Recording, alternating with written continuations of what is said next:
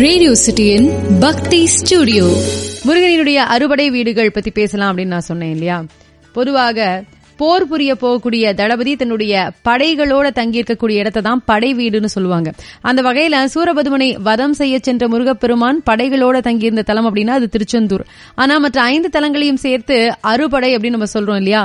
இந்த அறுபடை அப்படிங்கிறது எப்படி வந்தது அப்படின்னு பார்க்கும்போது, வறுமையில் வாடக்கூடிய ஒருத்தர்கிட்ட வறுமையை வென்ற ஒருத்தர் வள்ளல்கள் இருக்கிற இடத்தை சுத்தி காமிச்சு அங்க போனா உன்னுடைய வறுமை தீரும்னு சொல்லி அவரை ஆற்றுப்படுத்துவார், ஆறுதல் படுத்துவார், ஆற்றுப்படுத்துவார் இல்லையா. அந்த வகையில் அமைந்த நூல்களை சங்க காலத்துல ஆற்றுப்படைன்னு சொல்லுவாங்க.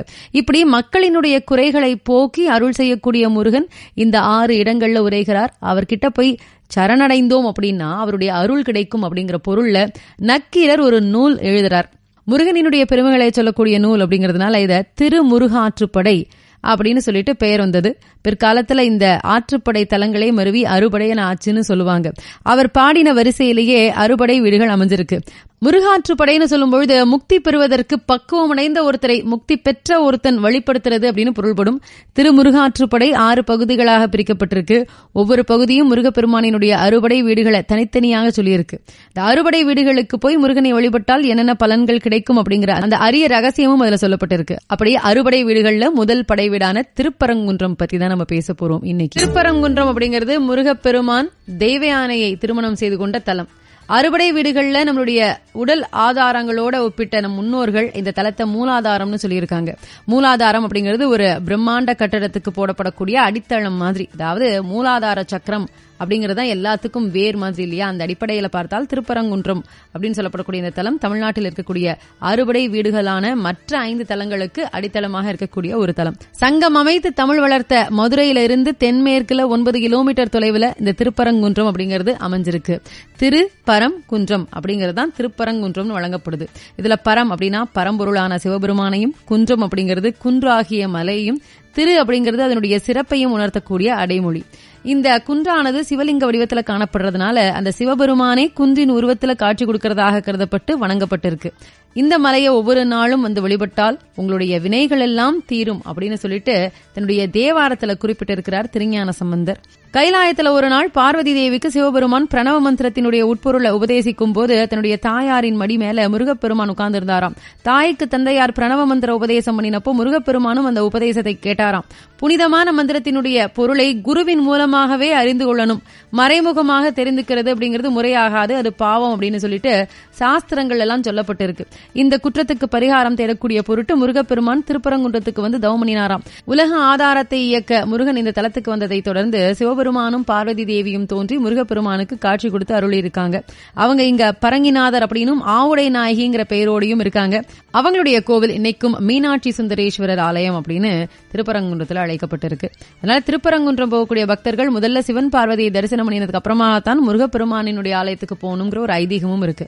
முருகப்பெருமானுக்கு சிவபெருமான் தை மாதத்துல பூச நட்சத்திரத்தை அன்னைக்கு காட்சி கொடுத்தாராம். அதனால தைப்பூச அன்னைக்கு சிவபெருமானையும் முருகப்பெருமானையும் வழிபடுறவங்க வேண்டும் வரம் பெறுவார்கள் அப்படிங்கிற ஒரு நம்பிக்கை இருக்கு. இங்க திருப்பரங்குன்றத்துல தைப்பூச விழா அப்படிங்கிறது ரொம்ப ரொம்ப விமர்சையா நடக்கும். முருகப்பெருமானினுடைய அந்த அவதார நோக்கம் அப்படின்னு சொல்லப்படக்கூடியது சூரபதுமனையும் அவனுடைய சேனைகளையும் அழித்து தேவர்களை காப்பாற்றணும் அப்படிங்கறதுதான் அவருடைய அவதார நோக்கம். அதனாலதான் அவதாரம் பண்றாரு, சூரபதுமனை அழிக்கிறார். அவனை மயிலாகவும் சேவலாகவும் மாத்தி மயிலை வாகனமாகவும் சேவலை கொடியாகவும் ஏத்துக்கிட்டார். சூரபெருமனை முருகப்பெருமான் சம்ஹாரம் பண்ணதுனால தேவர்கள் எல்லாம் துயரம் நீங்குறாங்க. முருகப்பெருமானுக்கு தன்னுடைய நன்றியை சொல்லக்கூடிய வகையில இந்திரன் தன்னுடைய மகளான தெய்வயானையை கல்யாணம் பண்ணி கொடுக்கணும்னு நினைக்கிறாரு. அதனுடைய தொடர்ச்சியாக முருகப்பெருமான் தெய்வானை கல்யாணம் அப்படிங்கிறது திருப்பரங்குன்றத்துல நடக்குது. இந்த திருமண விழால பார்த்தா பிரம்மா விவாக காரியங்கள் எல்லாம் நடத்தினாராம். சூரிய சந்திரர்கள் ரத்ன தீபங்கள் தாங்கி நின்றார்களாம். பார்வதி பரமேஸ்வரன் பரமானந்தத்தோட நின்றாங்களாம். இந்திரன் அந்த ஒரு தருணத்துல தன்னுடைய மகளான தெய்வயானை தாரை வார்த்து கொடுக்கிறார்.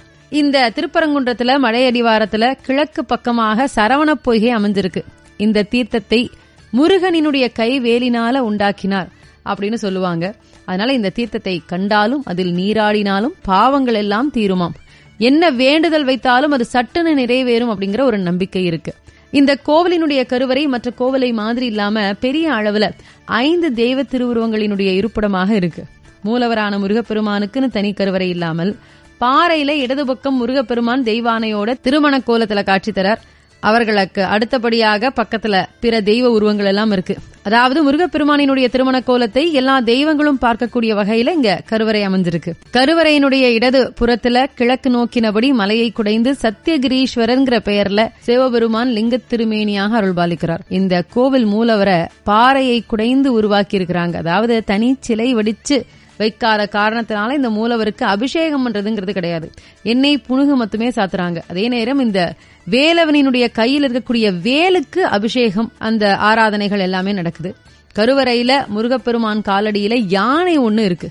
இது இந்திரனினுடைய ஐராவதம் அப்படின்னும் இந்திரனினுடைய மகள் அப்படிங்கறதுனால தெய்வானையை பிரிய மனம் இல்லாமல் முருகனுக்கு தொண்டாற்ற அது வந்தது அப்படின்னு சொல்லுவாங்க. முருகப்பெருமான் தெய்வானையை திருமணம் பண்ணிக்கிட்ட தலம் இது அப்படிங்கறதுனால இந்த தலத்துல திருமணம் பண்ணிக்கிறது அப்படிங்கறது ரொம்ப ரொம்ப விசேஷமாக சொல்றாங்க. தம்பதிகளுக்கு நடுவுல ஒற்றுமை இருக்கும், அந்த இல்லறம் நல்லறமாக இருக்கும் அப்படிங்கிற ஒரு நம்பிக்கை இருக்கு. அதனால நிறைய திருமணங்கள் இங்க வச்சு நடக்குது. இந்த கோவில் மற்ற கோவில்களை மாதிரி சுற்றுப்பிரகாரங்கள் கொண்டதில்ல. இப்ப மூலவரை நீங்க தரிசனம் பண்ணணும் அப்படின்னா படிக்கட்டு வழியா மேலே ஏறி போகணும். அதோட அந்த கருவறை, மூலவர், உற்சவர் இந்த மாதிரியான எந்த ஒரு பிரிவும் இல்லை அப்படிங்கறதுனால வலம் வந்து வணங்குறது அப்படிங்கிறது இங்க இயலாத ஒன்று. இந்த கோவில்ல பக்தர்களுக்கு அன்னதானம் பண்ணினா செல்வம் பெருகி வாழ்க்கையில வளம் சேரும் அப்படிங்கிற ஒரு நம்பிக்கை இருக்கு. அதனால செவ்வாய்க்கிழமைகள்ல முருகப்பெருமானை நினைத்து வீட்டுல தயிர் சாதம் பண்ணி இங்க கொண்டு வந்து ஏழை மக்களுக்கு பிரசாதமாக கொடுக்கறத வழக்கமாக வச்சிருக்காங்க. இது செல்வத்தை கொடுக்கக்கூடிய ஒரு நேர்ச்சையாகவும் கருதுறாங்க. இங்க தைப்பூசம், கார்த்திகை திருநாள், தெய்வயானையை மணந்து கொண்ட அந்த பங்குனி உத்திர நாள், இதெல்லாம் ரொம்ப ரொம்ப ஒரு சிறப்பான விழாவாக நடத்துறாங்க. இந்த குன்றத்து முருகப்பெருமான் உலக புகழ் பெற்ற மதுரை சித்திரை திருவிழாவில் அன்னை மீனாட்சி திருக்கல்யாணத்தை பாக்கிறதுக்கு மதுரைக்கு போயிட்டு திரும்புறது அப்படிங்கறதும் ரொம்ப ஒரு முக்கியமான நிகழ்வு. திருக்கார்த்திகை தீபம் அன்னைக்கு இங்க இருக்கக்கூடிய குன்றின் உச்சியில ஏற்றக்கூடிய அந்த பிரம்மாண்ட தீபத்தை சுத்தி இருக்கக்கூடிய மக்கள் பார்த்து தரிசனம் செய்யறது அப்படிங்கிறது புண்ணியத்தை தரக்கூடிய ஒன்றாக அவங்க கருதுறாங்க. இன்னைக்கு நம்ம முருகப்பெருமானினுடைய முதலாம் படை வீடை பற்றி பேசினோம். வரக்கூடிய நாட்கள் அவருடைய அறுபடை வீடுகள் பற்றியும் தெரிஞ்சுக்கலாம். ரேடியோ சிட்டியின் பக்தி ஸ்டுடியோ.